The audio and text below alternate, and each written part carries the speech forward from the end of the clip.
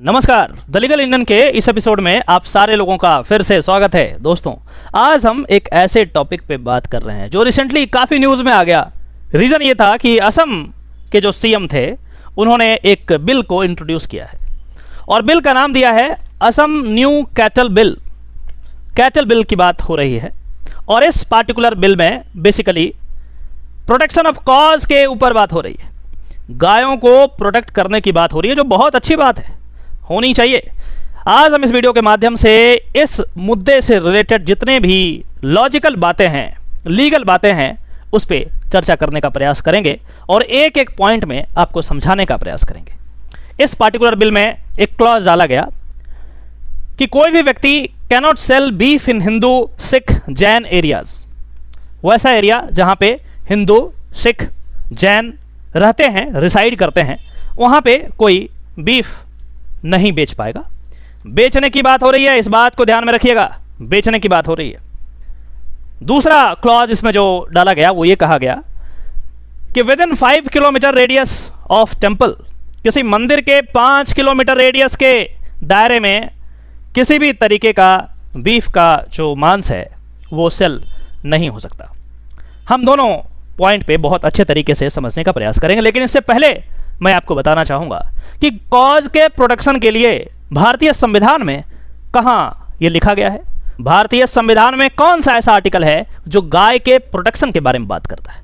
यदि आप article 48 of the constitution of India देखेंगे तो आपको जान करके आश्चर्य होगा कि पूरे कॉन्स्टिट्यूशन में किसी पार्टिकुलर विशेष एनिमल का नाम नहीं लिखा गया, एक्सेप्ट दिस। आर्टिकल 48 में क्लियरली लिखा गया है कि काऊ का प्रोटेक्शन होगा। काऊ स्लॉटरिंग के ऊपर बात किया गया और कहा कि काऊ स्लॉटरिंग को रोका जाएगा और यह गवर्नमेंट की जिम्मेदारी है। जो लोग लॉ से ताल्लुकात रखते हैं उनको पता है कि article 48 of the constitution DPSP का पार्ट है, पार्ट 4 ऑफ द कॉन्स्टिट्यूशन का पार्ट है, जो कि नॉन जस्टिसेबल है। मतलब यह हुआ कि इसको कोर्ट में चैलेंज नहीं कर सकते। तो किस लिए है फिर ये? इसलिए है कि जब कोई गवर्नमेंट कोई पॉलिसी बनाए तो इन तमाम चीज़ों को ध्यान में रखे ताकि उसका पॉलिसी अच्छा बने। लेकिन सिर्फ बात यहीं पे नहीं रुकती। अगला क्वेश्चन ये आएगा कि क्या राज्य में, अलग अलग राज्यों में काऊ प्रोटेक्शन के लिए अलग से लॉज नहीं है क्या? बिल्कुल हैं। अलग अलग राज्यों में, बहुत सारे राज्य में काऊ प्रोटेक्शन के लिए लॉज हैं और जिस राज्य की हम अभी बात कर रहे हैं उस राज्य में भी 1950 का एक लॉ पुराना बना हुआ है। लेकिन अब नए लॉ लाने की बात हो रही है यहाँ पे। अब हम इसको देखेंगे, इसको स्क्रूटनाइज करेंगे, लीगली जुडिशियल एंगल से देखेंगे कि आखिर क्या क्या प्रॉब्लम इसमें आ सकता है। पहला यह है कि कैनॉट सेल बीफ इन हिंदू सिख जैन एरियाज। मतलब जो हिंदू हैं, सिख हैं, जैन हैं, ये बिल के अकॉर्डिंग ये कहा जा रहा है कि वो, ऐसा प्रिज्यूम किया जा रहा है कि वो वेजिटेरियन होंगे। क्या सारे हिंदू वेजिटेरियन हैं? क्या आप वेजिटेरियन हैं? क्या गवर्नमेंट आपके खाने का मेन्यू को डिसाइड कर सकती है क्या? आज आपके घर में क्या बनेगा? क्या गवर्नमेंट के यहाँ से ऑर्डर आएगा तभी बनेगा क्या?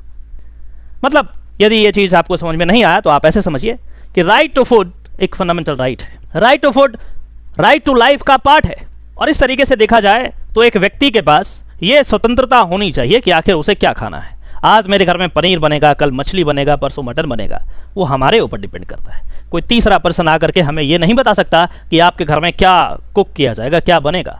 और यदि ऐसा करता है तो ये एक्सेसिव कंट्रोल होगा स्टेट की तरफ से।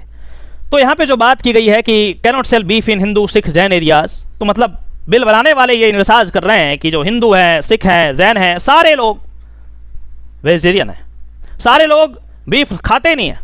हो सकता है कि इनमें से कुछ लोग होंगे जो बीफ खाते हैं, हमने कई लोगों को देखा बीफ खाते हुए, तो इसमें कोई बहुत बड़ी बात नहीं है। काऊ प्रोटेक्शन एक बात है और इस तरीके का लॉ बनाना जिसमें हम कम्युनल पॉलिटिक्स करना, ये दूसरी बात है। प्रोटेक्शन होना चाहिए। काऊ को रूरल इकोनॉमी का रीढ़ माना जाता है, उसका प्रोटेक्शन होना चाहिए। आप ऐसा भी तो कर सकते हैं कि जो स्लॉटर हाउस है उसको बंद करा दें। अब अगला प्रश्न आपके दिमाग में जरूर उठना चाहिए और ये प्रश्न ये है कि आखिर ये काऊ स्लॉटर का जो हाउस है, बड़े बड़े जो लोग इसमें इन्वॉल्व हैं वो कौन हैं? आपको जान करके आश्चर्य होगा, बड़े बड़े पॉलिटिशियन इसमें लिप्त होते हैं।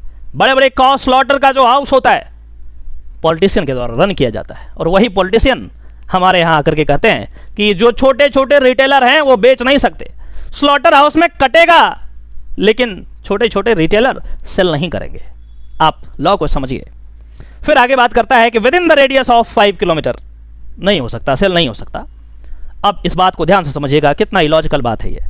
मंदिर के 5 किलोमीटर के दायरे में मान के चलो कि आज मंदिर इस पॉइंट पे यहाँ पे नहीं है और यहाँ पे बहुत बड़ा एक सेलर है जो कि सेल कर रहा है।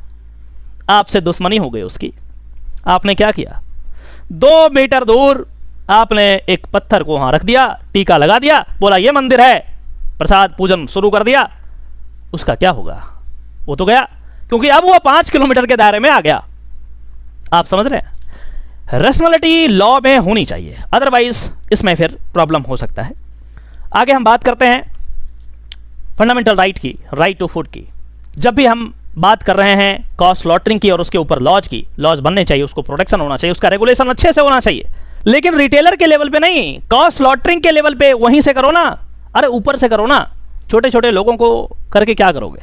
यदि सच में रोकना है, सच में रेगुलेशन करना है, सच में कोई अच्छा काम करना है, सच में गाय को प्रोटेक्ट करना है, तो स्लॉटर हाउस पे ही प्रतिबंध लगाओ या उसको रेगुलेट करो किसी तरीके से।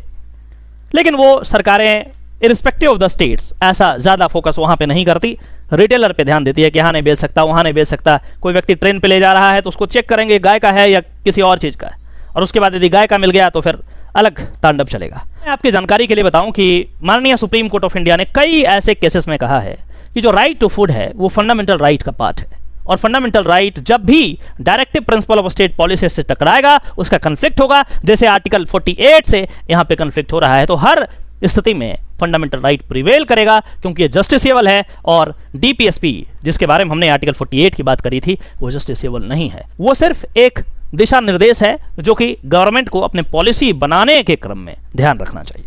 तो ये बात तो क्लियर हो गया कि फंडामेंटल राइट से यदि कंफ्लिक्ट में कोई भी आर्टिकल है तो टू दैट एक्सटेंट वो खत्म हो जाएगा। और यहाँ पे राइट टू फूड, क्या खाना है, वो मेरा फंडामेंटल राइट है, हर किसी का फंडामेंटल राइट है। आज गवर्नमेंट ये कह रही है कि आपको बीफ नहीं खाना है, कल वो कुछ और रेगुलेट करेगी, परसों कुछ और रेगुलेट करेगी। एज अ रैशनल बीइंग मुझे ऐसा लगता है कि ये खुद इंडिविजुअल पे छोड़ देना चाहिए, किसको खाना है किसको नहीं खाना है।